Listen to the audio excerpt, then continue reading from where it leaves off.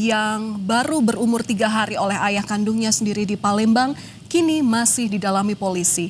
Lalu seperti apa penyelidikan polisi dan untuk mengungkap kasus serupa yang biasanya terkait dengan jaringan perdagangan anak. Sudah ada mantan penyidik perempuan dan anak Brigjen Purnawirawan Yosefa Sri Suwari. Selamat petang Bu Yosefa. Selamat petang. Ya Bu Yosefa, kalau melihat kasus ini, penjelasan dari Polda Sumatera Selatan, pelaku ini sudah mengiklankan tawaran adopsi anaknya saat masih di dalam kandungan, bahkan sejak Oktober di tahun lalu. Apakah modus adopsi anak oleh orang tua kandung ini sudah sering terjadi? Baik Mbak, pertama-tama mari kita memberi apresiasi khusus kepada teman-teman penyidik. Kasus ini terungkap karena penyidik proaktif.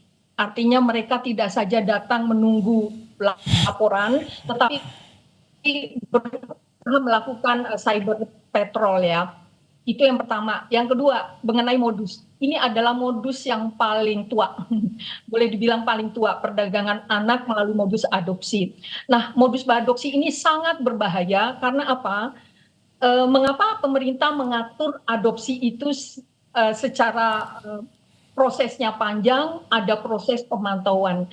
Karena memang anak ini kan tidak dalam posisi yang bisa menginformasikan, artinya melaporkan atau dicurigai oleh tetangga atau semacam kok ada indikasi tidak baik ya. Jadi agak sulit untuk dikenali secara dini modus kejahatan ini. Maka modus adopsi ini sangat lazim dilakukan memang dengan sistem ijon. Ijon itu artinya bayi diambil atau bayi dilakukan kontrak secara kesepakatan pada saat bayi belum lahir. Nah, tidak banyak juga, tidak kalah banyaknya bahwa begitu lahir, ketika bayi tidak sesuai dengan harapan si penerima adopsi dalam tanda kutip, itu diabaikan. Nah, itu satu. Yang kedua, nah adopsi ilegal menjadi sangat berbahaya ketika hal-hal lain seperti kemungkinan terjadinya, transplantasi organ. Di budaya Indonesia, di budaya Indonesia anak itu acap kali sebagai pemancing. Biasanya punya anak dipancing. Nah, pada saat proses pancing terus punya sendiri, bisa saja anak itu ditelantarkan. Iya, Ibu Yosefa, ini kan juga sebuah hal yang miris begitu ya, karena ini pelakunya merupakan orang tua kandung. Nah, kalau melihat dari pengalaman Bu Yosefa sendiri saat itu, kasus seperti ini biasanya orang tua kandung ini bisa terlibat atau bekerja secara sendirian atau termasuk dalam sindikat penjualan orang. Ada sindikatnya dengan kasus yang serupa? Banyak kali ada yang bekerja sendiri, ada yang sindikasi. Kenapa sindikasi? Karena dia biasanya membuka jaringan yang dia akan minta tolong temannya yang udah memasarkan, yang sudah terbiasa. Itu yang pertama.